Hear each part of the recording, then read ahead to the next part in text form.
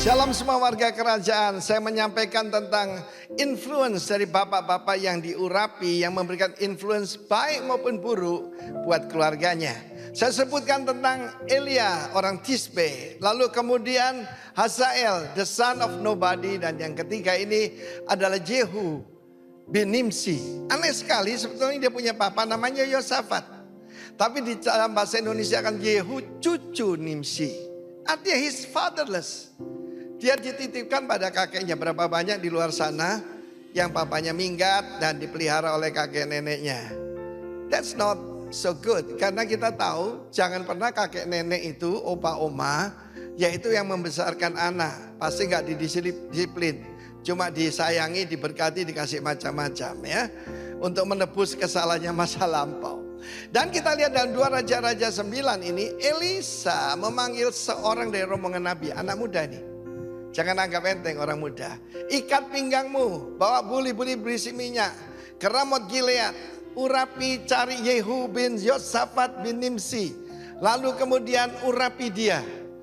Kemudian dia ketemu dan Yehu ini seorang captain, seorang sar, pemimpin. Tetapi saudaraku bukan pemimpin yang lalu tinggi. Sekali lagi, Tuhan bisa ngangkat orang dari dalam debu, oke? Dan firman Allah berkata, telah kuurapi engkau menjadi raja dari Israel. Kemudian dia pergi saudaraku, dia melarikan diri dan karena tugasnya selesai. Tapi pada saat itu kan ini kumpulan para panglima tentara Israel. Apa yang terjadi dengan orang tadi itu? Ya akhirnya dia ngaku, dia mengurapi aku jadi raja untuk menghabiskan yaitu keturunan Ahab. Seperti Tuhan membinasakan keturunan Yerobeam bin Nebat dan juga Baesa. Dan pada saat itu saudaraku mereka semua berkata, Yehu raja. Kalau saudara perhatikan pertama-tama itu kalau dia mengendarai kereta ini ya. Kereta perang itu seperti orang gila katanya. Pernah ketemu orang-orang seperti itu? Ya saudaraku, seperti mau menarik perhatian pada dirinya. Something very wrong saudara. Tetapi kita lihat kadang-kadang Tuhan perlu orang yang seperti itu ya. Untuk membinasakan musuh-musuh Tuhan. Dan kita lihat bagaimana di dalam kehidupan daripada Yehu.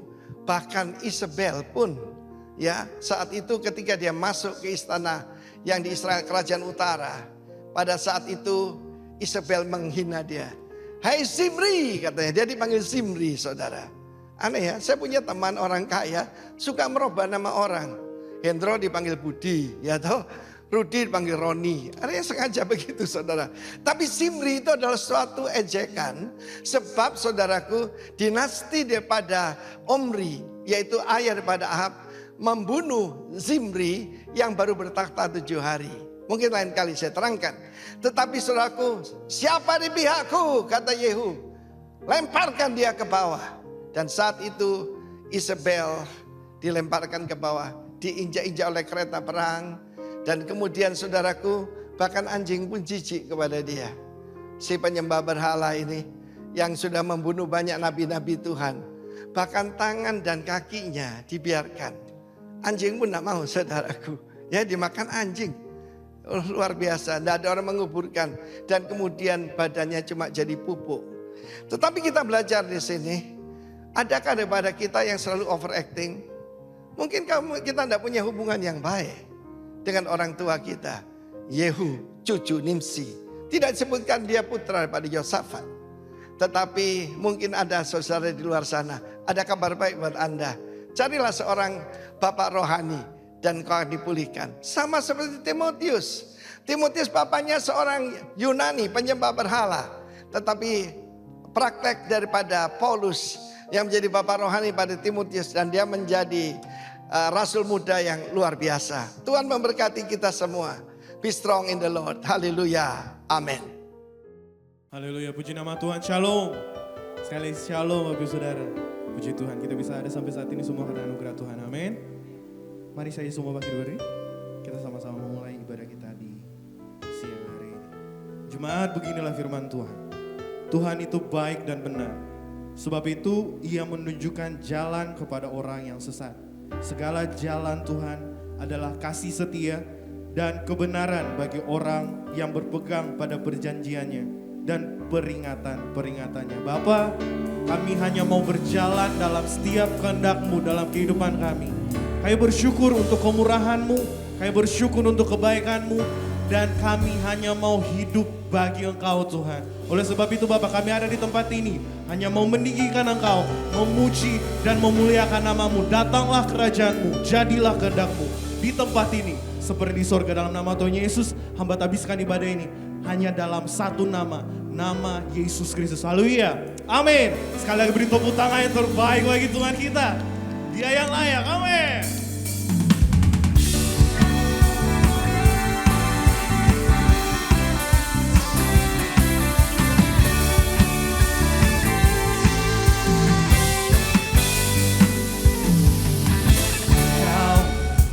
Batuku dan Kau, kota bentekku, tak akan ku ragu.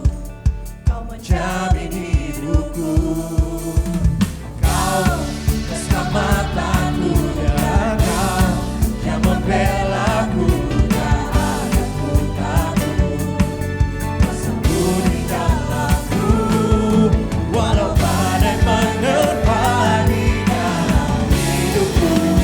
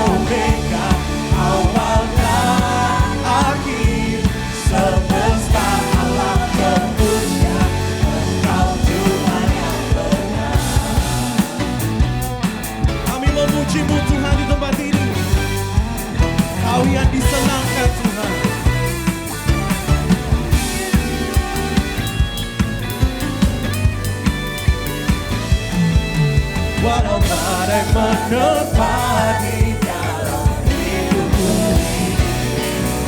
namun tanganku Tuhan menandaku ini. Kau Tuhan yang pernah tinggalkan, dahulu sekarang selamanya, janji-Mu tak berubah. Kau Alfa dan Omega, awal dan akhir,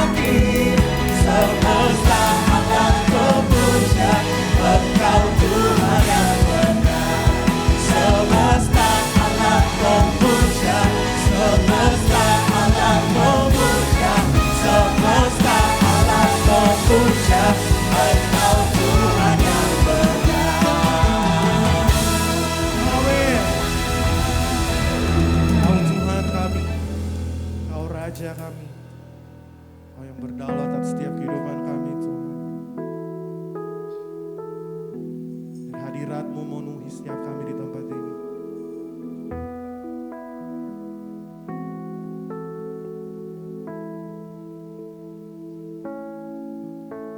Tuhan hadir di bait kudus-Nya saat umat mencari wajah-Nya, berseru, berdoa, bersujud menyembah dan menikmati kehadirannya. Tuhan mau dekat dengan umat-Nya yang datang dengan segenap hatinya, berseru, berdoa, bersujud menyembah dan menikmati kehadirannya.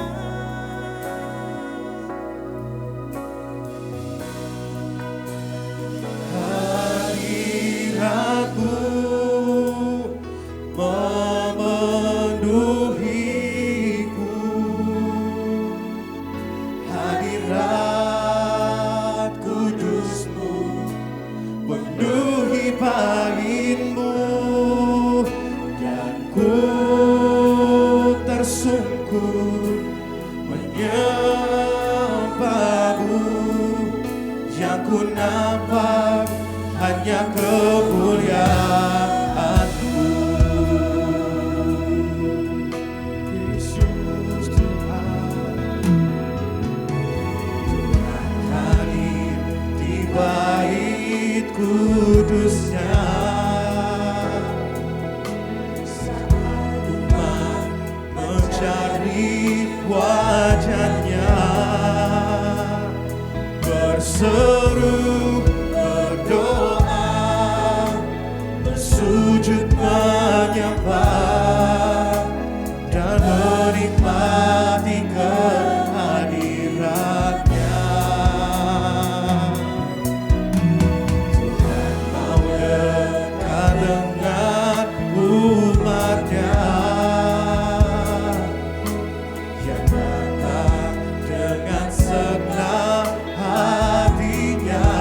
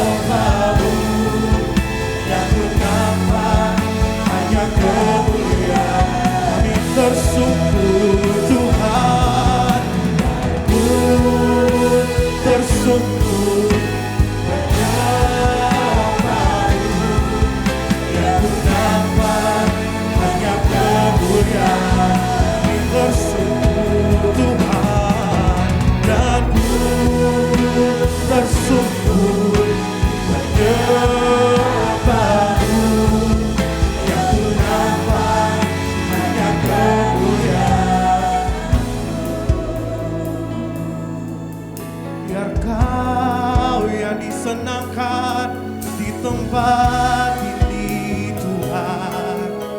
Hadirat-Mu hadir di sini Tuhan. Oh, nikmati pujian kami, nikmati penyembahan kami Tuhan. Kami menyanjung-Mu, memuliakan-Mu Tuhan Yesus. Oh, glorify your name, glorify your name, oh God. Mulialah nama-Mu, tiada Allah lain seperti-Mu Tuhan. Terpuji-pujilah Engkau, terpujilah Engkau. Kami menyanjung-Mu Tuhan, kami memuliakan-Mu Yesus. Tuhan yang benar, Tuhan yang benar, Kau Allah kami, Raja kami. Bertatalah Tuhan, bertatalah Yesus. Glory bagi-Mu, glory bagi-Mu. Haleluya, haleluya. Oh, gunung batu kekuatan kami, pengharapan kami, tak pernah Kau biarkan kami berjalan sendiri Tuhan. Kaulah kekuatan kami Bapa Yesus.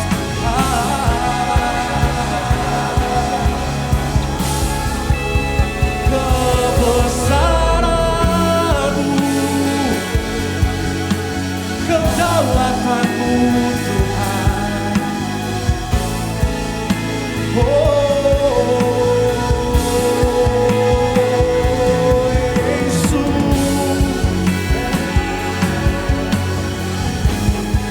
Kaulah segalanya, segalanya bagi kami.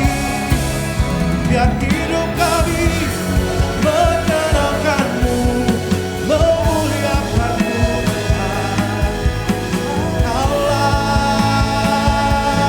pengharapan dalam tiap musim hidup kami Tuhan Yesus.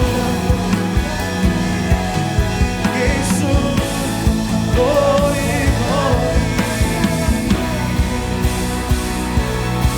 Oh, praise the name of the Lord our God. Oh, praise His name forevermore. For endless days we will sing your praise, oh Lord, oh Lord our God. Praise your name, oh praise the name of the Lord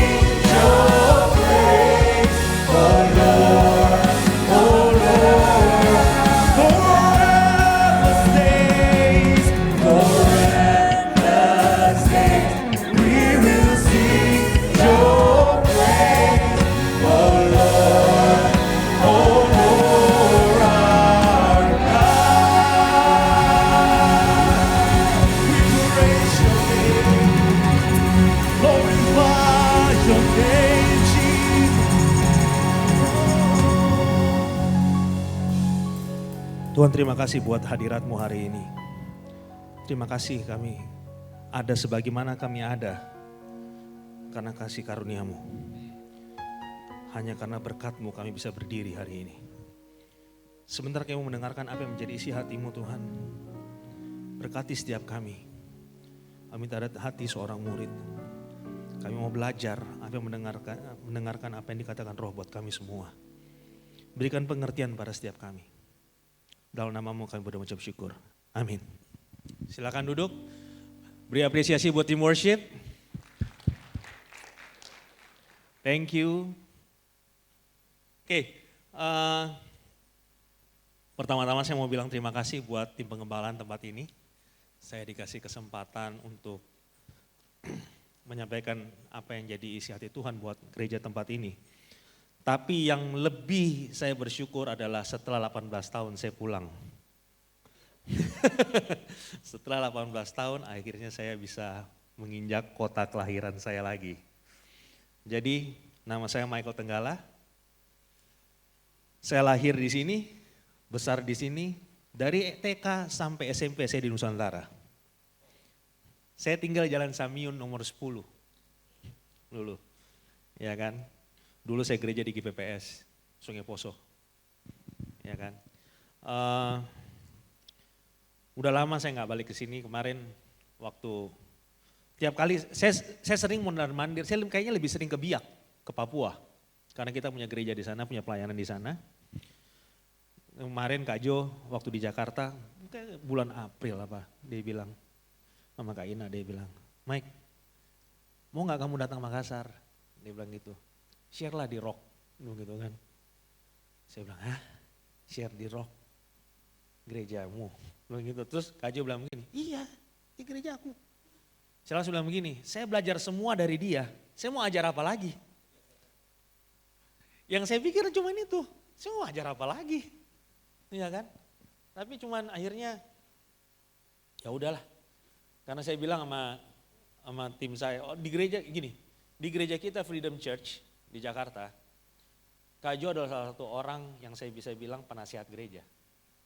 Yang saya anggap suaranya bisa kasih arahan buat kita. Saya bilang sama keluarga saya tahu, gereja sana tahu. Kalau Kak Jo atau Kak Ina minta, haram hukumnya bilang enggak. Jadi semuanya saya mesti cancel, cuman supaya saya ikut Kak Jo. Saya bilang begitu. Jadi mereka udah tahu. Jadi langsung begini, atur semua, yang Biak bilang begini. Jadi datang kapan? Saya bilang gini, lu ikut tanggalnya nanti Kak Jo. Kasih gue tanggal berapa, lu sebelumnya. Jadi pulangnya baru ke Singa Makassar. Langsung gini, oke siap. Gitu, mereka udah tahu.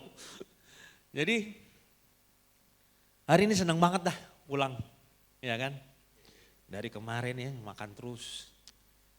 Memang pendeta itu rumahnya cuma rumah di sorga sama rumah makan. Iya kan?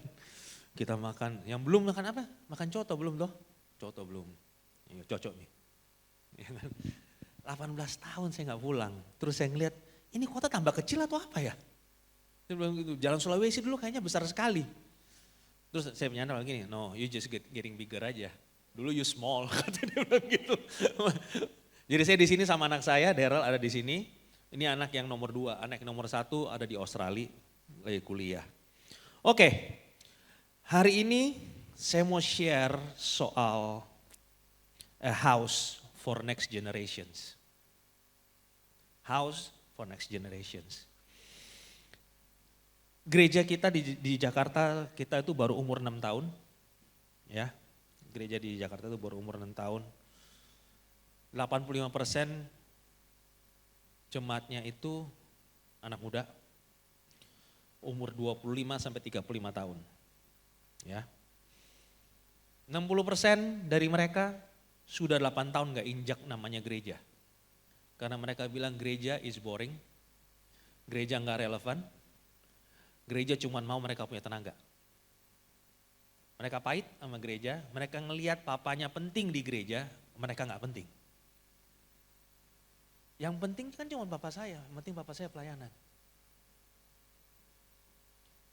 Mereka mikir gitu. Jadi banyak di tempat kita tuh yang, wah kalau datang, mertua saya datang nih ibadah sebelah ini mah datang dong sekali-sekali. Bilang gini, siap. Dia Tiberias, biasanya Tiberias. Oh. Begitu datang duduk di situ dia lihat yang main musik, dia bilang, darah Yesus. Dia bilang begitu. Tato sampai leher. Tapi kalau nyembah saya berlutut-berlutut nangis-nangis. Tatonya si Alfa Omega. Dia kembar. Jadi yang dia main gitar, dia punya saudara satu lagi itu main saksofon. Jadi bedanya cuma satu. Tatonya satu sebelah kanan, satu sebelah kiri. Jadi kita cuma tahu yang mana Nael, yang mana Niel. Gitu.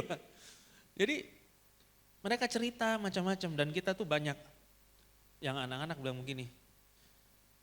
Mereka dari seberang. Ya kan? Mereka terima Yesus di situ, bertumbuh di situ. Jadi sekarang di gereja saya tuh ada fenomena putus. Putus pacaran. Rame-rame putusnya berjemaah. Pertama saya pikir gini kan, mateng lu. Ini fenomena apaan nih yang pacaran jadi putus, apa segala macam. Cuman kalau saya tanya satu-satu bikin saya happy gitu loh. Ditanya gini, kenapa kalian putus? Kayaknya belum dulu deh, kita jangan dulu deh. Masing-masing lagi growing, lagi kejar Tuhan. Mereka bilang, belum tentu nih sama nih kita punya visi nih. Nilai mungkin sama, visi kita mungkin gak sama. Jadi gimana? Putus dulu lah. Saya bilang ini, udah gak apa-apa. Putus aja, it's not the end of the world. Saya bilang begitu. Gampang kok. Dia bilang, terus dia bilang, ya begitulah resiko mengembalakan anak-anak muda kan. Kadang-kadang mereka punya jokes-jokes, ya kan, nggak masuk sama kita punya jokes. Ini jokes bapak-bapak katanya dia bilang gitu kan. Ya sudahlah. Oke, hari ini mari kita buka Alkitab kita 2 Raja-Raja 4 ayat 1 sampai 7. 2 Raja 4 ayat 1 sampai 7. Dikatakan begini. Salah seorang dari istri-istri para nabi mengadukan halnya kepada Elisa. Ngadu. Sambil berseru, hambamu, suamiku sudah mati. Dan engkau ini tahu bahwa hambamu itu takut akan Tuhan. Tapi sekarang penagih hutang sudah datang untuk mengambil kedua orang anakku menjadi budaknya. Jadi cerita ini soal begini, salah satu stafnya full timernya Elisa, meninggal, kemudian ninggalin utang, pinjol lah mungkin, ya kan. Lalu debt collector datang, nagih. Zaman itu kalau orang gagal bayar hutang, nggak diambil laptopnya pak. Belum ada laptop. Jadi yang diambil apanya? Anaknya. Karena anak itu dia punya harta paling berharga waktu itu. Anaknya. Nah, orang yang diutangi berhak ambil anak dan istri dari orang yang ngutang untuk kemudian dijadiin budak. Ya kan? Budak itu apa sih? Budak itu kita bisa bilang budak kalau kita nggak punya pilihan. Bedanya orang di penjara sama orang bebas kan cuma satu. Kalau orang penjara ya pasti makan 3 kali sehari mungkin. Emang penjara makan 3 kali sehari? Kayaknya enggak deh kalau di Indonesia. Di luar 3 kali sehari ya. Tapi dia nggak bisa milih. Keywordnya apa? Pilihan. Orang jadi budak nggak punya pilihan. Lalu ayat kedua gini, jawab Elisa kepadanya, apa yang dapat kuperbuat bagimu? Beritahukanlah kepadaku apa-apa yang kau punya di rumah. Berkatalah perempuan itu, hambamu ini tidak punya sesuatu apapun di rumah, kecuali sebuah buli-buli berisi minyak. The miracle always in the house. Saudara berpikir bahwa gini, miracle itu, mujizat itu sesuatu yang saudara cari di luar. Enggak. Tuhan selalu start dari yang di rumah. Jadi kalau saudara butuh mujizat, lihat apa yang saudara punya. Itu bisa jadi mujizat saudara. Lalu berkatalah Elisa, pergilah mintalah bejana-bejana dari luar. Perhatiin, Elisa minta bejana, dia nggak bilang gini, pinjam duit dong lu sama sebelah. Dia nggak minta bala bantuan. Bejana berarti gini, you create something for God to fill. Kita ciptain sesuatu supaya Tuhan bisa isi. Artinya bejana itu. Ya kan? Dia bilang gini, minta bejana-bejana dari luar daripada segala tetanggamu. Bejana-bejana kosong. Tapi jangan terlalu sedikit. Masalahnya kita pray too small. Kita berdoa itu kecil gitu loh. Gini, kita punya tempat waktu itu di Kuningan City, waktu kita start itu sekitar 200 square meter. Kita punya tempat. Kecil lah. Ya jemaat kecil lah cuma 30 orang. Ya kan. Terus pandemi. Ya kan. Pandemi tahun kedua kita give up itu facility. Saya ngomong sama Kak Jo. Bilang gini, Kak Jo, am I doing the right thing? Kak Jo bilang iya dong. Kita bangun fishing not around things but around people. Dia bilang begitu. Oke. Solid bilang saya lepas itu tempat. Budget untuk tempat, untuk venue, bayar venue, saya bagi ke volunteer. Kita bagi duit ke anak-anak musik. Karena anak-anak musik kan nggak pakai PK, anak-anak musik kita. Kita bagi duit 1,5 juta tiap minggu, kasih anak-anak berapa anak. Sampai satu kali mulai agak longgar-longgar sedikit kan, mulai boleh kumpul tapi jaga jarak, tapi habis itu ditutup lagi, gitu kan. Jadi anak-anak bilang, Kak kita nggak punya gereja nih Kak. Saya bilang gini, kita cari. Cari.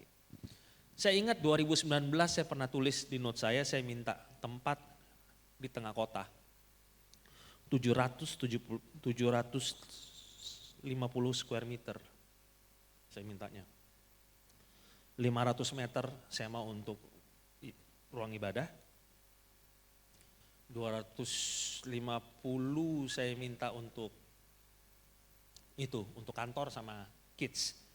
Saya pikir gede, kan saya dari 200 square meter kan. 700 gede dong. Saya nggak mau ada tiang. Saya maunya ruko.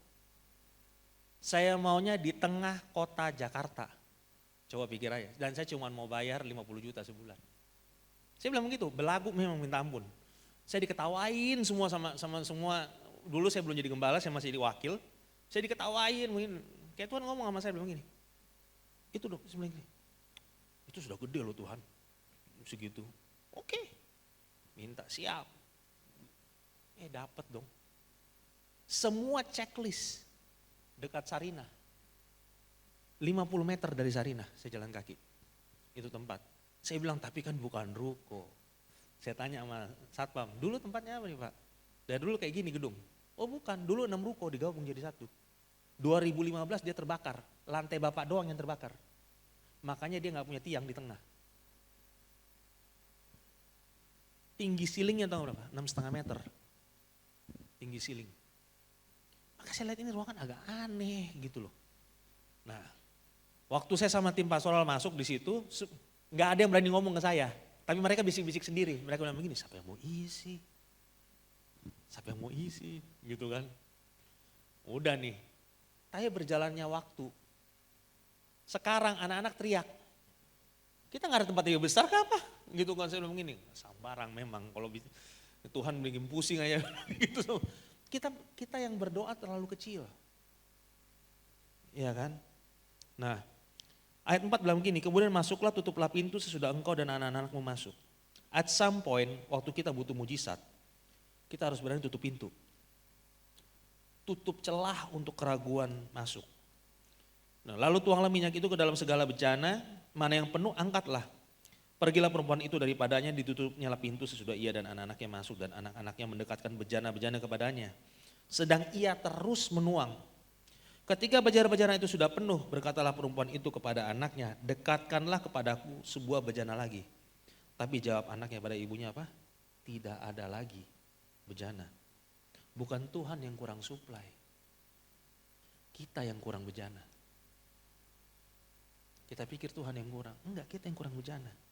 Selama bejana wadah kita ada, akan selalu ada supply dari Tuhan. Create a big space for God. Lalu berhentilah minyak itu mengalir.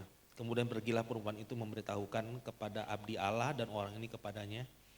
Pergilah, juallah minyak itu, bayarlah hutangmu, dan hiduplah dari lebihnya engkau serta anak-anakmu. Hari ini saya mau share soal a house for the next generation. Semua yang kita bangun hari ini, saya berdoa kita create satu platform untuk mempersiapkan generasi kita berikutnya. Firman Tuhan bilang begini, ajar kami menghitung hari supaya kami mempunyai hati apa? Yang bijaksana. Jadi orang gereja yang tahu waktunya adalah orang gereja yang bijaksana. Kita nggak hidup selamanya. Kita nggak hidup selamanya. Banyak pemimpin gereja hidup seakan-akan dia immortal. Saudara bukan Highlander. Nggak ada yang immortal. Ya kan? Saya mau kita jadi bijaksana dan persiapkan generasi berikutnya. Nah, ada penelitian yang bilang begini, tadi pagi saya ngomong bahwa 85% dari orang-orang yang menerima Tuhan Yesus sebagai Tuhan dan Juru Selamat mereka ambil keputusan mereka sebelum mereka umur 18 tahun. Rata-rata. Saya ini stats junkies. Saya suka banget baca Barna research gitu. I'm stats junkies lah gitu kan. Jadi gini, kalau penelitian ini benar, mestinya kita radikal, committed to the next generation. Kita mestinya bangun ministry bukan berdasarkan apa yang hari ini, but what's tomorrow. Betul nggak? Saya suka opus gitu kalau tiap kali ada orang begini bikin panel, Church Today. Kak Jo selalu ngomong sama saya gini, kalau kamu tinggal diam, kamu akan terlempar ke belakang. Karena semua orang bergerak maju dan kamu nggak maju. Kak Jo selalu ajaran saya begitu. Saya selalu opus yang namanya Church Today. Saya mau bicara soal Church of Tomorrow. Kalau Church of Today udah telat. Semua udah terjadi. Kita maintaining aja. Ya kan? Nah, ada satu penelitian bilang begini, children are 22% of our population. Anak-anak cuma 22% dari populasi kita. Tapi 100% dari masa depan kita. Ya. Jadi sebagai satu gereja saya mau ajak setiap kita yang ada di tempat ini, yuk kita bangun pelayanan satu gereja yang bisa tolong kita semua untuk jangkau generasi berikutnya. Artinya gini, saya rindu banget ngelihat generasi tersebut datang sama Tuhan. Nah, kenapa begitu? Anak saya Gen Z. Saya punya anak Gen Z. Untuk kalian yang lebih muda, mungkin simple karena kalian anak-anak Gen Alpha, ya. Saya bilang anak Gen Alpha itu anak yang paling advance, generasi yang paling advance zaman ini. Nah, saya percaya gini, satu-satunya cara anak Gen Alpha bisa kenal Tuhan kalau kakak-kakaknya di Gen Z kenal Tuhan. Masuk akal? Oke? Nah, satu-satunya Gen Z bisa melayani Gen ini, Gen Z bisa melayani dengan baik waktu Gen X melayani Tuhan. Gen X bisa melayani generasi di bawahnya kalau dia lihat baby boomers melayani Tuhan. Saya percaya Tuhan itu adalah Allah generasi. Betul nggak? Saya suka nggak begini, gereja anak muda saja, enggak. Saya mau gini, saya mau lihat gereja dari segala macam generasi. Di tempat kita itu musik kenceng. Anak-anak muda semua kan kadang-kadang aduh ini lagu apa sih gitu kan. Tapi ada oma-oma di situ. Saya bilang ini oma-oma enggak pongong kah apa gitu kan. Didengar itu kan sebenarnya saya sampai bilang ke soundman, saya bilang ini, "Weh, kasih kecil sedikit Dia bilang ini, "Kak, udah di bawah 0 dB 5 nih, minus 5 nih." Saya bilang, iya, kita mesti ngelihat bagaimana fokus kita tuh bukan kita punya preference jadinya. Jadi kalau musik itu agak loud, ya kan, lightingnya itu kan kadang-kadang silau gitu kan, ya udahlah, jangan bangun ministry berdasarkan kita punya preference. Gereja ditinggalin sama anak muda karena kita fight over preference. Coba bayangin, kita fight bahasa lagu. Jangan bahasa Inggris, bahasa Indonesia saja. saya mau tanya, jaminan nggak kalau saya ini semua tim worship ini nyanyi bahasa Indonesia, saudara nyanyi semua? Nggak jaminan. Saya pernah soalnya. Saya pernah di posisi itu. Saya bilang sama WL semua, ganti semua bahasa Indonesia. Nggak nyanyi juga. Jadi buat saya gini, penting kita punya perspektif, kita bangun ministry. Based on apa? Based on preference anak-anak kita. Ya kan? Karena gini, kita nggak membangun gereja untuk apa yang kita suka. Kita bangun gereja dari conviction kita untuk menjangkau anak-anak di bawah kita. Kita bangun ini buat siapa sih? Kita itu mau berapa lama lagi sih buat yang umur-umur di atas kita lah. Mau itu berapa lama lagi? Saya selalu bilang sama anak-anak gini, saya bangun rumah. Saya nggak bangun ministry. Saya bangun rumah. Saya bangun ini buat kalian. Saya bilang, one day, nggak usah lama-lama lah, cepat-cepat aja. 25 tahun. Saya selalu hitung mundur. Saya jadi gembala kapan, tanggal berapa saya mesti.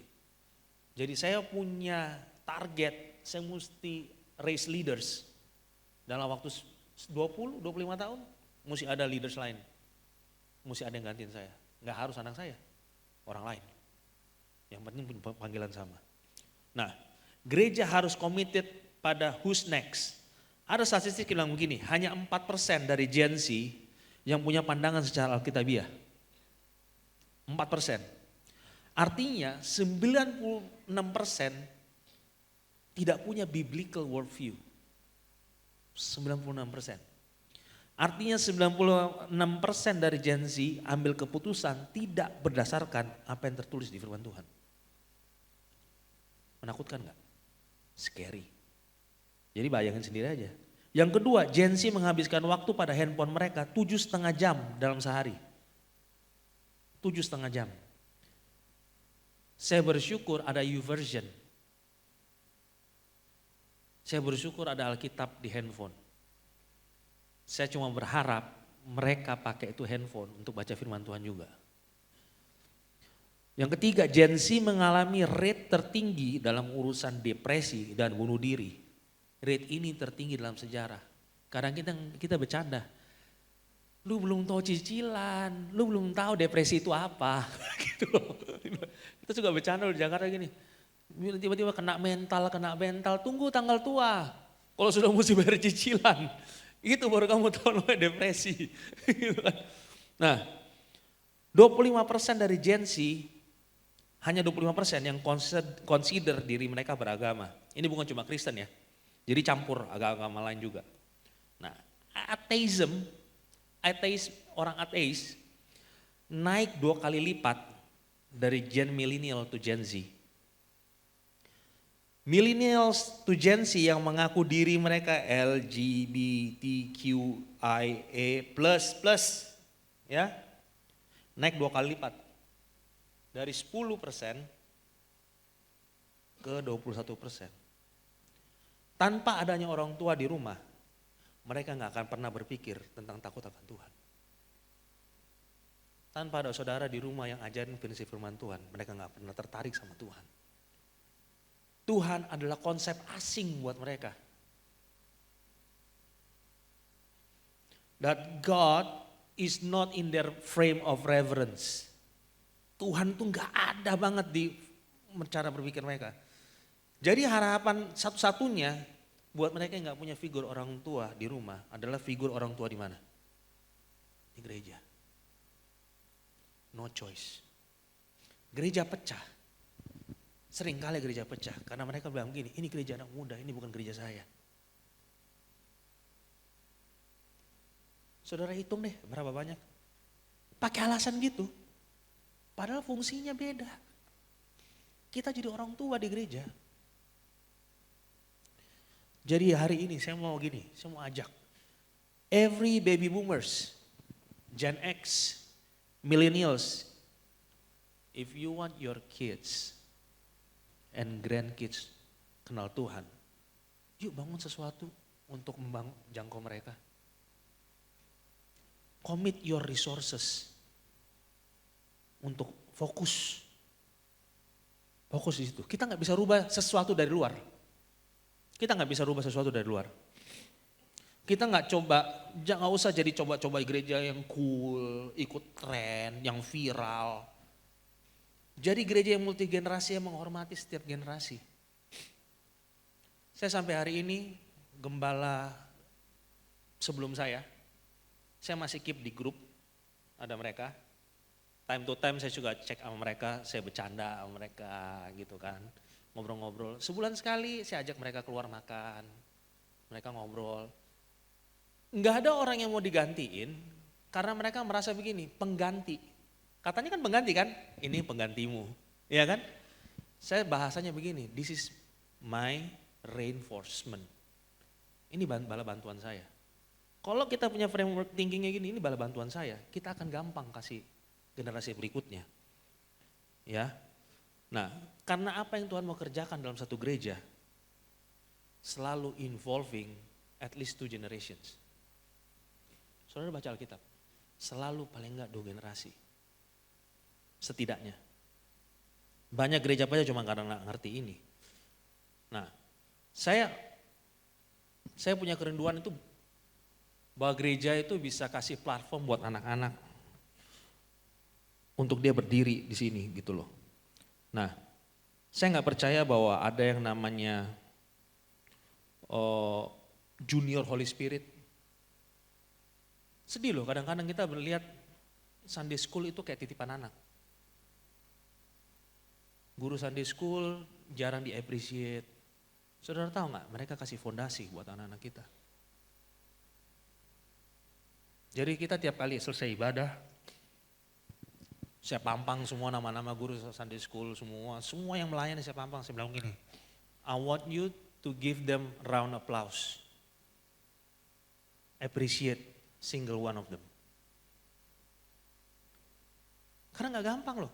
Saudara pernah masuk kelas Sunday School gak? Saya pernah masuk, sakit kepala saya. Wih, lompat sana, lompat sini, teriak sana, teriak sini. Mau bilang apa? Mau ditengking. Saya pernah sekali lagi sermon. Ada anak pastoral saya gitu ya. Dulu kita kan belum bisa pasang karpet, jadi masih vinil. Dia main skuter, saudara tahu. Dari ujung sana diambil ancang-ancang, lewat di sini. Terus semua diem. Saya lagi khotbah, semua diem. Mateng loh, ini anak lewat gitu kan. Saya diam, saya bilang begini, kalau anak-anak saya maklumin, kalau orang tua saya tengking. Biasain aja.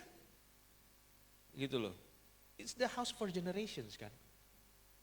Nggak usah bikin big deal gitu loh. Nah,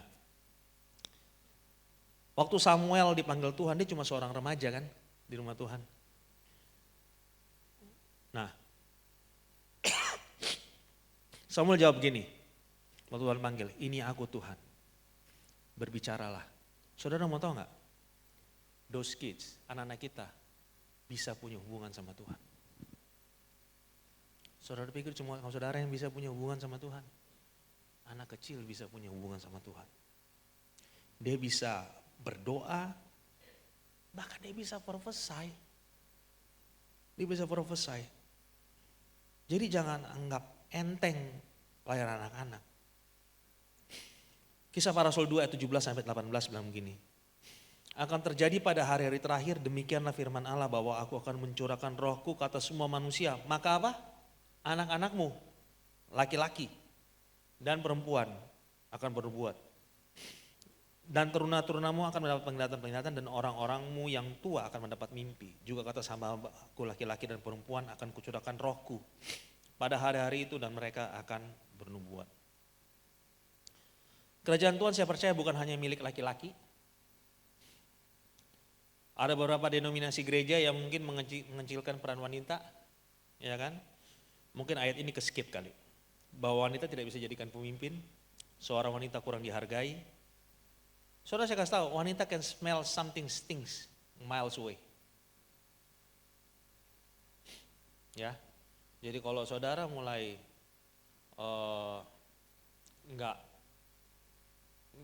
nggak bisa mengakui ini, saudara rugi. Ya, kita Saya sama istri saya ya. Istri saya juga bilang begini, Mike tolong ambilin apa itu di meja rias gitu kan.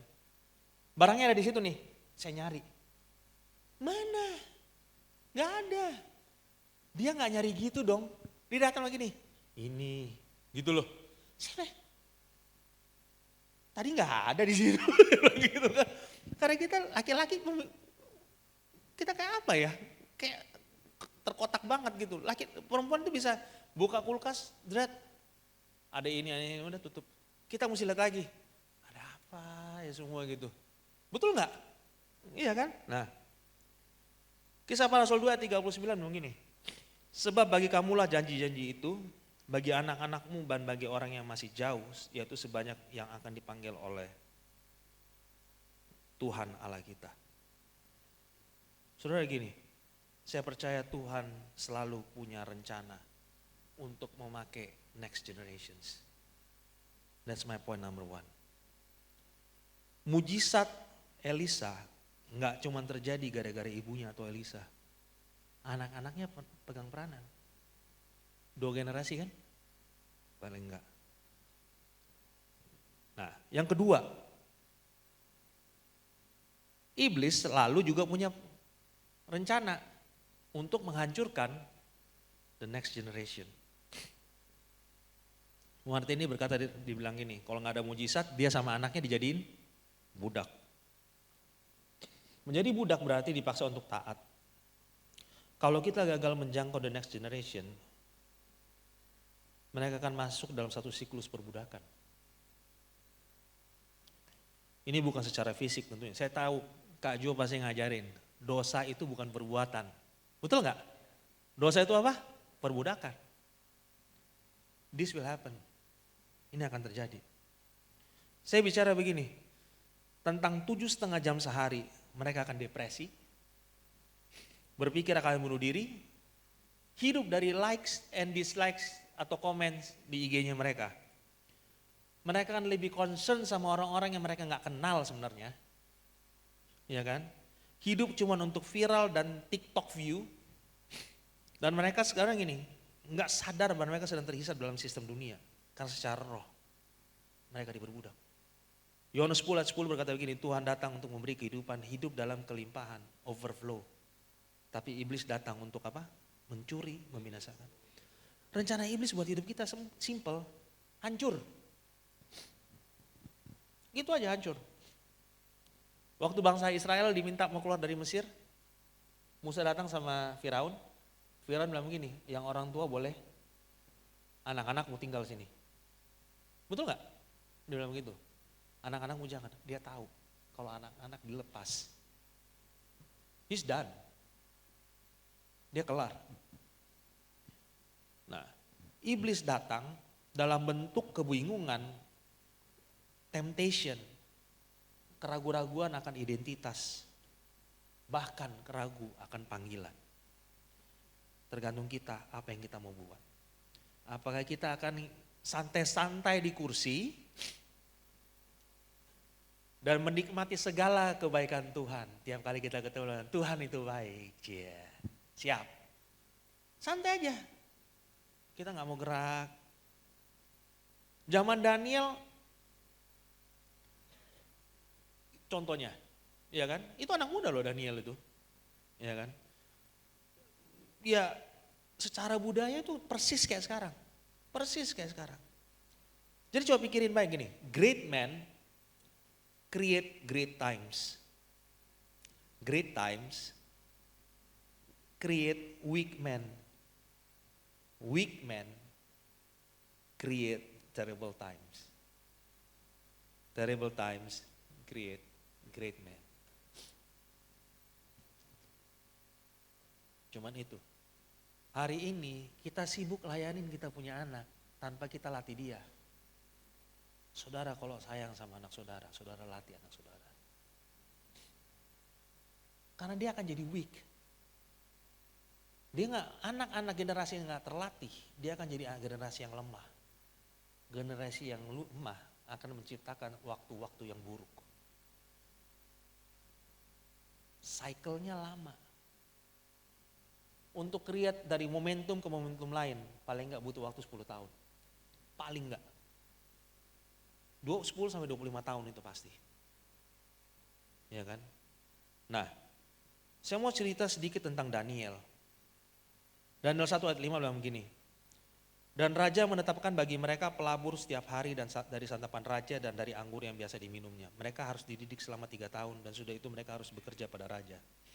Keempat anak muda ini diberi makanan raja. Artinya, saudara gini, dikasih makanan raja ini bukan kehormatan. Oke? Ini simbol anak muda ini didoktrin. Firman Tuhan berkata begini, manusia tidak hidup dari hanya roti saja, tapi dari firman Tuhan. Makanan bicara tentang doktrin, anggur bicara tentang spirit, perasaan dan emosi. Nebukadnezar tahu kalau dia mau 4 anak Ibrani melayani dia harus berpikir seperti Babylon. Harus merasakan seperti Babylon. Karena itu gini, kalau mereka dibuat gemuk dan mabuk oleh kenikmatan dunia, mereka akan takut kehilangan itu. Makanya pinjol marak kan sekarang kan, pay later. Top pay later sekarang. Saya paling, anak-anak dulu, Kak saya mau healing dulu Kak. Mau kemana? Mau ke Bali? Sadap. Gaji lumayan dapat duit lumayan. Pay later toh Kak. Healing pulang sinting. Karena habis itu kena tagihan toh. Habis itu gak bisa bayar Kak. Dikejar-kejar debt collector. Ada. Anak kita. Gitu. Jadi gini. Iblis tahu dalam 3 tahun. Kalau anak dididik. Bisa jadi radikal. Mereka jadi pengikut yang setia. Jadi 1 jam 30 menit selama seminggu. Duduk di gereja gak akan cukup. Gak akan cukup. Gak akan cukup. Karena selama 7,5 jam per hari mereka dimuridkan oleh dunia. Kemudian babak belur, karena tiap hari minggu ke gereja, habis itu dia bilang begini, kok keadaan gue begini aja, gereja gak merubah apapun. Cuma satu sih, kita gak berubah duduk di gereja 20 tahun. Waktu kita keluar dari gereja, kita gak bawa gereja dalam hidup kita. Iya kan? Nah, Daniel menolak. Waktu dia nggak mau menolak berpikiran sama seperti orang Babylon, yang dibikin sama Nebukadnezar apa? Dikebiri. Saudara gini, waktu saya dikebiri, jangan tindakannya. Saudara lihat budayanya. Hari ini berapa banyak laki-laki jadi perempuan.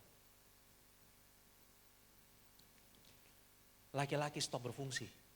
Kita bicara fungsi. Nebukadnezar memutuskan kepriaan mereka. Mereka gak bisa punya anak. Tidak ada generasi berikutnya yang mereka lahirin. Kemampuan reproduksi gak ada. Mereka punya kemampuan berbuah gak ada. Ya kan?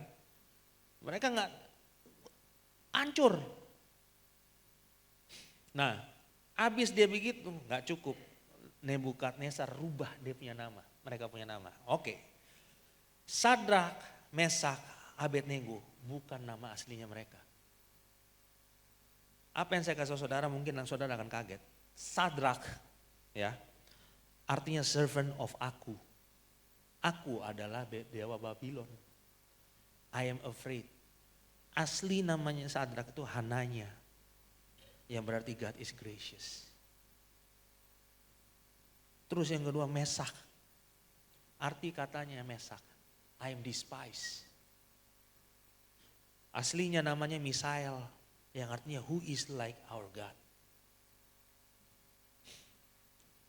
Berapa banyak anak muda yang datang sama saudara bilang begini, I'm too broken. Abednego, namanya aslinya worshipper of Nebo. Aslinya namanya Azaria, artinya Yahweh has helped me. Daniel, kita kasih nama anak Daniel kan. Namanya itu Daniel itu God is my king, diganti nama jadi Belshazzar, Baal, protect the king. Gila. The names you allow to label you often the title of the script you live by. Nama yang dikasih ke saudara kadang-kadang terlebih banyak adalah naskah yang saudara hidupi. Tanpa sadar. Jadi Nebukadnezar bikin 3 hal sama mereka. Brainwashing, gagal. Strip their manhood, sukses. Confuse their identities. Ini dibikin. Ini yang terjadi hari ini kan. Ini yang terjadi hari ini. Semua nama pengganti pada anak remaja laki-laki itu adalah nama perempuan loh. Bukan nama laki-laki. Itu nama perempuan. Saya gini, I'm not hater. Gereja mesti mengasihi semua kalangan, tapi ada sexual revolution yang tahun 60-an yang akhirnya sampai kayak sekarang. Nah, akar dari pemberontakan hari itu sekarang berbuah yang namanya kebingungan. Betul gak? Iya kan? Nah, sekarang saya mau pindah ke Daniel 3. Daniel 3, 5-6 bilang begini. Demi kamu mendengar bunyi sangkakala, seruling, kecapi, rebab, gambus, serdam, dan berbagai jenis bunyi-bunyian. Maka haruslah kamu sujud menyembah patung yang telah didirikan Raja Nebukadnezar itu. Siapa yang tidak sujud menyembah akan dicampakkan seketika itu juga ke dalam perapian yang menyala-nyala. Sebab itu demi segala bangsa mendengar bunyi sangkakala, seruling, kecapi, rebab, gambus, dan berbagai-bagai jenis bunyi-bunyian, maka sujudlah orang-orang dari segala bangsa, suku bangsa dan bahasa, dan menyembah patung emas yang telah didirikan Raja Nebukadnezar itu. Ada musik, lalu ada image, dan there's fear, ada greed, ada keserakahan. Budaya hari ini bilang gini, mending kamu ikut apa yang orang banyak bikin, atau kamu kehilangan teman. Betul nggak? Ya kan? Kalau kamu nggak suka jenis musik tertentu, kamu nggak ngefans sama satu musik tertentu, kamu nggak keren. Sekarang orang FOMO, kalau anak muda ngerti ya FOMO ya, fear of missing out. Kalau nonton Taylor Swift kayaknya nggak asik. Saya kemarin sempat sama anak saya kita nonton Bruno Mars di Singapura.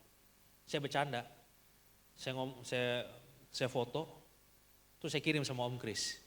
Saya bilang begini, Om Chris mana sama, saya bilang begini, Om, Bruno Mars sukses nih memuridkan bangsa Singapura nih. Penuh. Ya kan? Kalau kita nggak ngikut kayak gitu kayaknya nggak keren. Kalau kamu nggak ada uang, atau mungkin satu sosial nggak sama dengan orang kebanyakan, kamu akan ditinggalin. Makanya pinjol. Kalau nggak pakai iPhone 15 kurang keren kayaknya. Iya kan? Nah, Sadrak, Mesak, Abednego nggak bisa bilang apa-apa dijadiin Yunuk, dijadiin Kasim. Tapi waktu ditantang soal penyembahan, they stand against it. Mereka berdiri. Mereka ambil keputusan. Mereka nggak akan menyembah pada patung emas. Mereka berpendirian, lempar aja mending kita ke perapian daripada saya mesti nyembah itu. 1 atau 2 hal akan terjadi. Tuhan selamatin kita atau enggak. Either way saya nggak akan nyembah. Dia punya keputusan. Jadi hari ini gini loh. Yuk kita mulai spend time untuk anak-anak supaya mereka besar dengan satu pendirian ini. Saudara nggak akan lihat perubahan apapun sampai saudara ambil sikap, step your foot on the ground, okay, you come with me to church. Saudara nggak akan lihat apa-apa. Saudara saya kasih tahu, papa saya majelis. Opa saya aktif melayani. Hancur-hancurnya saya, nakal-nakalnya saya, hari Minggu saya jam 7 pagi saya ke gereja. Yang bikin saya berdiri hari ini di sini karena 2 orang itu, opa dan papa saya, ngotot harga mati. Saya dikasih persembahan dulu 1.000 itu besar Pak. Saya bagi 2. Saya tukar di warung depan. 500 saya masukin kantong persembahan, 500 saya jajan. Udah agak gedean dikasih 10.000, 5.000 gitu kan. Saya makan pangsit mie di seberang. Saya tukar, tetap kayak begitu. Kayak gitu. Di kolam baptisan, di gereja saya piara ikan. Jadi kalau orang mau baptis, baru saya angkat itu. Pindah ke ember. Jadi senang kali itu. Hari ini saya bisa berdiri di sini. Kak Jo ngomong sama saya 20 tahun lalu. Kamu akan melayani Tuhan. Saya ketawain. You just don't know my life. Saya bilang gitu. Kak Jo bilang, I don't care. Kamu melayani. Waktu saya ditabiskan jadi gembala, saya undang Kak Jo. Itu Om Arifin sampai bilang begini, Mike, saya mau lihat dengan mata kepala saya sendiri. Segitu nakalnya saya dulu. Segitu nakalnya saya dulu. Dia duduk di depan, dia lihat gini, sekarang baru saya percaya. Coba, ada teman-teman yang datang ke gereja saya, duduk di belakang tiang. Saya turun dari mimbar, saya nggak tahu dia ada. Dia bilang gini, gila lu, jadi gembala juga lu sekarang gitu. Sampai hari ini. Jadi buat saya gini loh, orang tua hari ini hidup dalam bunker bukan jawaban. Jangan sampai kita hidup dalam ketakutan sedikit-sedikit gini. Takut anak kita begini, anak kita begitu. Percaya bahwa ada orang keempat dalam hidup mereka. Yaitu ada Tuhan dalam hidup mereka. Kita takut karena kita rasa kita nggak invest bener dalam hidupnya dia. Betul nggak? Kita rasa kita nggak cukup invest dalam hidupnya dia. Nomor 3, a multi-generational church is the answer. Jadi ibu ini berkata dia nggak punya apa-apa, cuman buli-buli isi minyak. Apa yang wanita ini punya dalam rumah cukup untuk generasi berikutnya. The miracle is always in the house. Saya mau nanti worship untuk maju. Saudara tahu soal kisah Tuhan kasih makan 5.000 orang? Ya toh? Yang bawa ikan orang besar? Anak-anak toh? Saya kasih tahu. Jadi gini, saya kalau baca cerita saya cuma membayangkan. Ini Kak Jo latih saya begitu. Bayangin. Ini cerita waktu Yesus bilang begini, kasih makan untuk orang-orang. Itu sudah malam. Itu sudah sore. Waktunya udah menjelang gelap. Dia bilang gitu. Jadi dari pagi orang-orang ikut Yesus jalan. Yesus ngajar. Oke, bayangin ya. Yesus ngajar. Terus zaman dulu nggak ada cooler box, Pak. Nggak ada cooler box, nggak ada Indomaret. Nggak ada itu McDonald, nggak ada. Ya kan? Makanan mereka apa waktu itu? Roti sama ikan. Ikan kalau nggak disimpan benar, saya mau tanya, busuk apa enggak? Busuk. Busuk. Dia pikir busuk. Apa yang membuat anak ini sampai cuman dia yang punya roti sama ikan? Pernah mikir gak? Saya bilang begini, saya kagum sama orang tuanya. Orang tuanya mungkin bilang begini, apapun yang terjadi, lu jangan buang ini ya. Jangan buang ini 5 roti 2 ikan. Mungkin orang lain lagi sudah busuk nih ini, buang nih. Iya toh? Ini memang sudah busuk ikan, buang aja. Ada nggak orang tua di sini bilang begini, apapun terjadi sama hidupmu jangan buang Tuhan.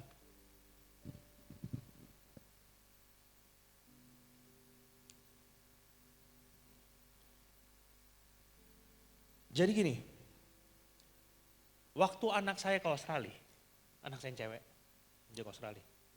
Saya bilang begini, apapun yang terjadi, satu, Tuhan itu tetap Tuhan. Some point in your life, cuman Tuhan yang bisa tolong kamu.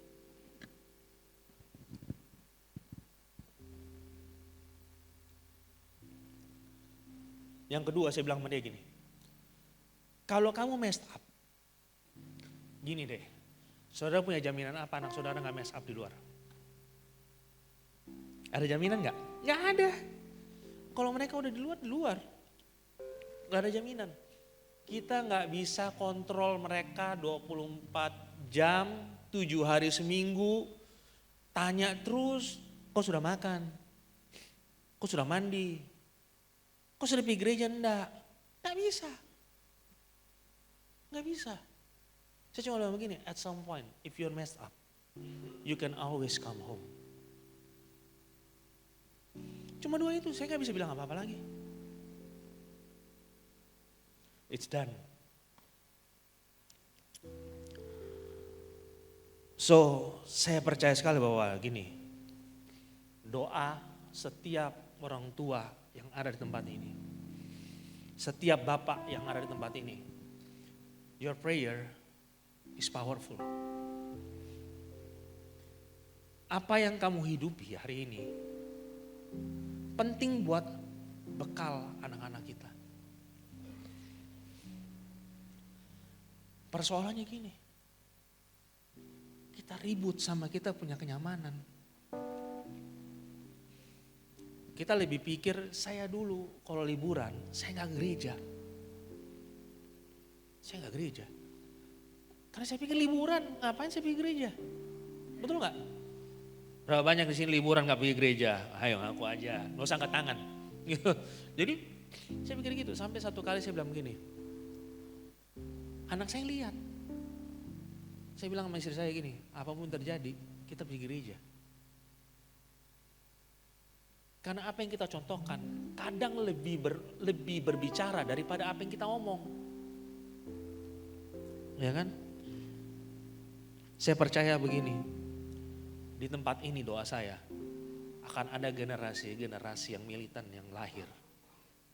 Mereka akan menjangkau adik-adik di bawahnya mereka. Kalian akan jadi gereja multi generasi. Kalian akan jadi jawaban buat society. Di Keluaran 35 kayak Musa terima miracle offering untuk pembangunan tabernakel. Sampai bilang begini, sampai enggak cukup berlebih-lebih, sampai berlebih-lebih. Saudara gini, pekerjaan Tuhan butuh duit. Tuhan gak butuh duit, saudara gak kasih persembahan juga gak apa-apa. Tapi untuk menjangkau generasi, butuh dana. Hal paling simpel yang kamu bisa bikin, bener aja nabur. Saya gak khotbah ini dipesanin sama Kak Jo, enggak. Kak Jo saya tahu gak bakal ngajar begini-begini sama saudara misalnya. Saya mau bilang, gereja saya susah Pak, kalau mamanya nggak ada dana untuk jangkauan. Mereka cuma gini, makan. Saya kalau fellowship saya pesen 300 potong ayam. Itu baru fellowship anak kreatif. Yang biar pakai daun pisang. Enggak lah. Tapi worth it nggak? Worth it. Saya ngeliat anak-anak melayani. Tadi di grup aja bilang begini, weh nggak ada bapak ini hari. Dia bilang begitu. Saya bilang ini lagi berkunjung ke rumah orang lain. Sudah begitu. Jadi saya minta, saya challenge tempat ini. Yuk jadi gereja yang multi generasi. Dan jangkau kota ini. Jadi agen perubahan di tempat ini. Tuhan berkati.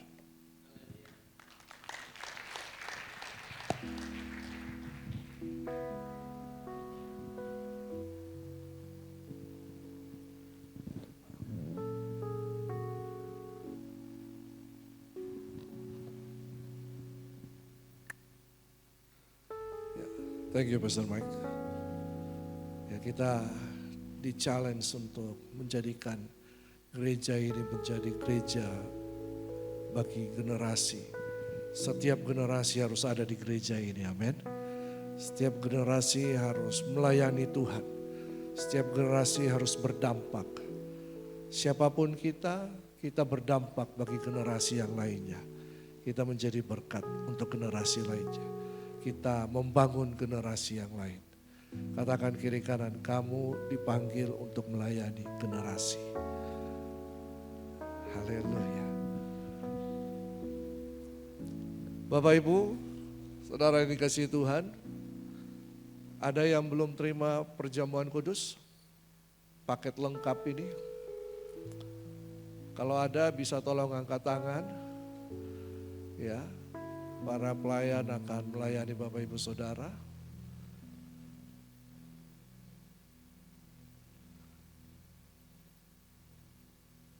Mari kita bangkit berdiri.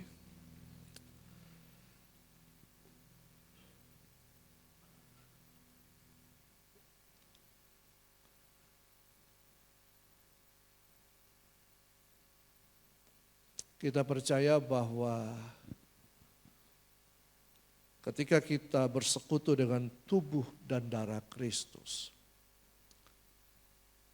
kita dipanggil untuk memberitakan Kristus dalam kehidupan kita.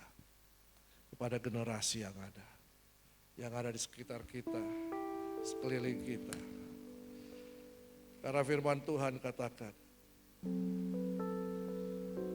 sebab apa yang telah kuteruskan kepadamu, telah aku terima dari Tuhan, yaitu bahwa Tuhan Yesus pada malam waktu ia diserahkan.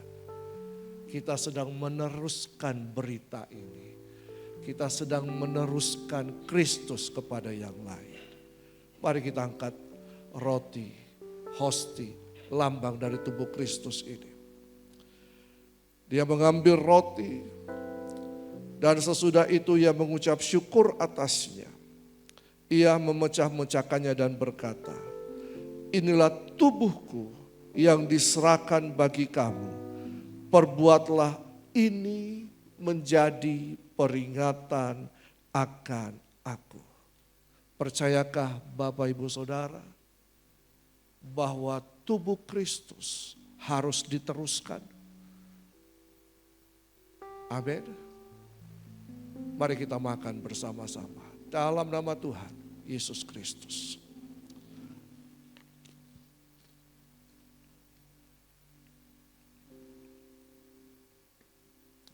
Terima kasih Tuhan. Terima kasih Tuhan Yesus.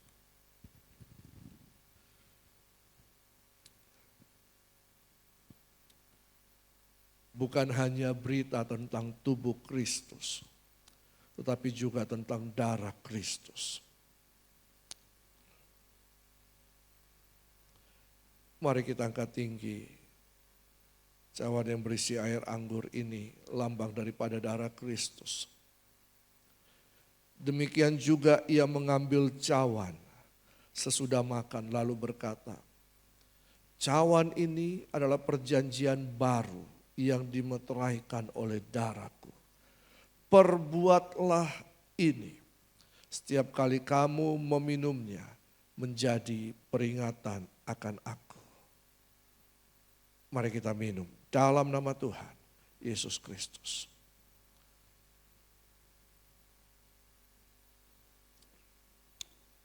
Terima kasih. Terima kasih Yesus.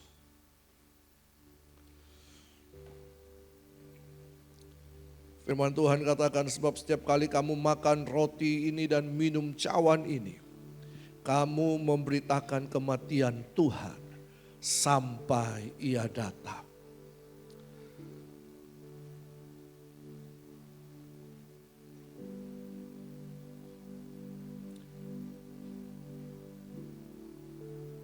Biar kuasa Roh Kudus melawat kami.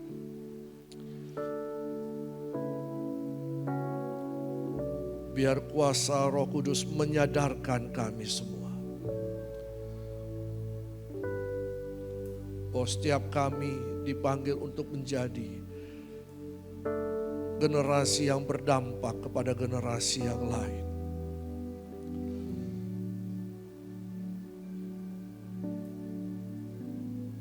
Terima kasih Yesus. Terima kasih Tuhan. Mari kita berdoa seperti doa yang diajarkan oleh Tuhan Yesus. Kita menyatakan kerajaan Allah telah dinyatakan di tengah-tengah perhimpunan kita. Dan untuk dinyatakan kepada orang lain. Bapa kami yang di surga, dikuduskanlah namamu, datanglah kerajaanmu, jadilah kehendakmu di bumi seperti di surga. Dan berikanlah kami pada hari ini makanan kami yang secukupnya. Dan ampunilah kami akan kesalahan kami, seperti kami juga mengampuni orang yang bersalah kepada kami. Dan janganlah lepaskan kami kepada jahat. Dan jangan bawa kami pada jahat, lepaskan kepada jahat. Karena Engkaulah Raja sampai selama-lamanya. Amin. Berikan tepuk tangan untuk nama Tuhan. Silakan duduk Bapak Ibu Saudara. Kita akan masuk doa persembahan. Ada sedikit tambahan pengumuman. Pengumuman untuk Rockman dan Rockwoman Fellowship ya akan diadakan pada tanggal 23 Juli hari Selasa jam setengah 7 malam di Gelai lantai 3 bersama Pak Jonathan Patiasina dan Ibu Ina. Untuk Bapak Ibu yang akan ikut bisa mendaftar ke Ibu Ola.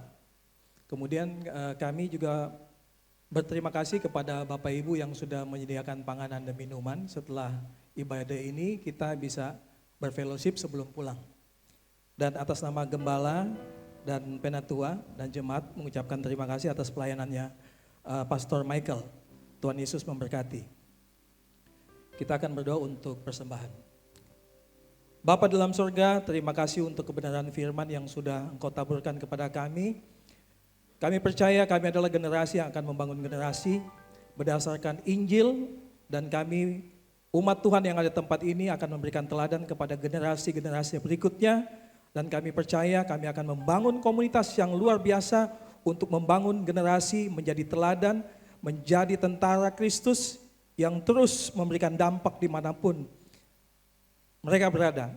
Sekarang kami memberikan persembahan Tuhan, memberkati semua tangan-tangan yang memberikannya, berkati pekerjaannya, berkati usahanya. Kami akan memberikan dengan sukacita. Terima kasih untuk kebaikan-Mu, Engkaulah gunung, batu kota, dan benteng keselamatan kami. Di dalam nama Tuhan Yesus Kristus kami berdoa dan mengucap syukur. Haleluya. Amin. Puji Tuhan, kita semua diberkati, amin. Amin. Mari saya ajak semua berdiri, kita akan mengakhiri ibadah kita di siang hari ini.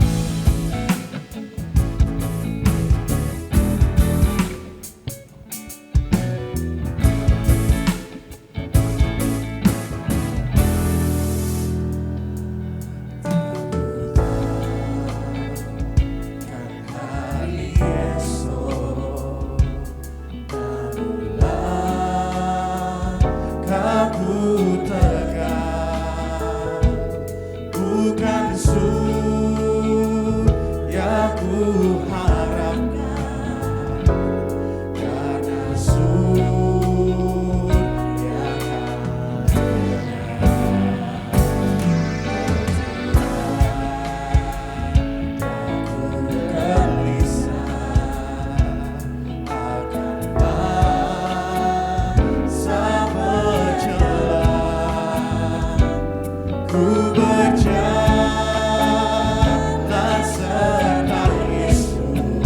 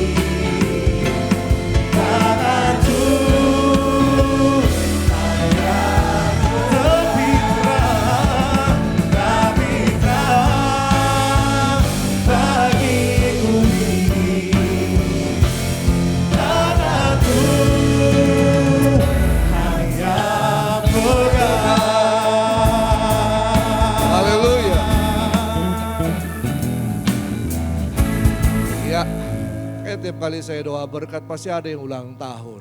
Ya, mungkin saya spesialisasi untuk doakan orang ulang tahun. Saya mengundang yang ulang tahun dalam minggu ini, 2 minggu kemarin. Iya, silakan.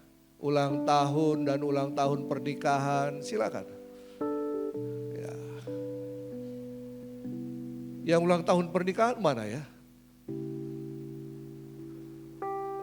Oh, ada yang pegang bass itu ya. 17 tahun Aldi dan Dewi. Ya, Ibu Milka ulang tahun juga. Pak Lexi. Silakan maju. So lapar ini. Ya, kita berdoa sebagai satu keluarga ini rumah kita, amin. Ya, kita berdoa untuk rekan-rekan kita yang berulang tahun. Mana Dewi? Udah datang? Oke. Tadi saya kira ada, informasinya ada. Pulang. Oh, udah datang. Oke, kita berdoa. 18 tahun. Wah, puji Tuhan. Kami berdoa untuk Aldi dan Dewi. Dalam pernikahan mereka 18 tahun Tuhan sudah pimpin. Dan kami percaya mereka dipakai Tuhan untuk menjadi berkat bagi keluarga-keluarga muda. Lewat kehidupan mereka, mereka menjadi saksi Kristus. Lewat kehidupan mereka, mereka menjadi teladan bagi banyak orang. Lewat kehidupan mereka, mereka akan menjangkau lebih banyak jiwa-jiwa yang akan dimuridkan untuk menjadi murid Kristus. Dan kami percaya lewat kehidupan pernikahan mereka, anak-anak mereka mengalami hal-hal yang luar biasa. Mereka bertumbuh dalam iman, pengharapan dan kasih kepada Kristus. Keluarga ini dipanggil untuk menjadi pelaksana kehendak Tuhan di muka bumi ini. Diberkati. Roh, jiwa dan tubuh mereka, kehidupan nikah mereka, keluarga mereka kuat di dalam nama Tuhan Yesus. Diberkati juga semua yang ulang tahun pada 2 minggu ini Tuhan, kami minta anugerah Tuhan, biar mereka pun mengalami kasih anugerah Tuhan. Terima kasih, diberkati hidup mereka, roh, jiwa dan tubuh mereka terpelihara sempurna, mereka menjadi pelaksana kehendak Tuhan di muka bumi ini. Bapak Ibu Saudara, mari kita terima berkat daripada Tuhan. Berbahagialah kamu, rukunlah kamu, ketahuilah bahwa Tuhan itu baik. Tuhan yang menyertai langkah-langkah kehidupanmu. Tuhan yang memakai hidupmu untuk menjadi berkat bagi banyak orang. Tuhan yang akan memakai kehidupanmu untuk menjadi pelaksana kehendak Tuhan di muka bumi ini. Engkaulah raja dan imam di dalam Kristus Yesus. Diberkati kehidupan nikahmu, diberkati kehidupan keluargamu, diberkati pekerjaan pelayanan studimu, bahkan apapun yang kau kerjakan untuk kemuliaan nama Tuhan diberkati oleh Tuhan. Tangan-tanganmu menjadi tangan-tangan kesembuhan, tangan-tangan keberkatan. Perkataanmu adalah perkataan yang memuliakan nama Kristus dan menjadi kesaksian bagi banyak orang. Sehingga banyak orang akan datang kepada Kristus lewat kehidupanmu. Kehidupanmu adalah kehidupan yang berdampak. Hidupmu adalah kehidupan yang mempunyai arti bagi banyak orang. Hidupmu adalah representasi daripada kerajaan Allah di muka bumi ini. Engkau diberkati untuk menjadi berkat. Dan sekali percaya Yesus, tetap untuk selama-lamanya. Yang percaya katakan, amin. Tuhan Yesus memberkati.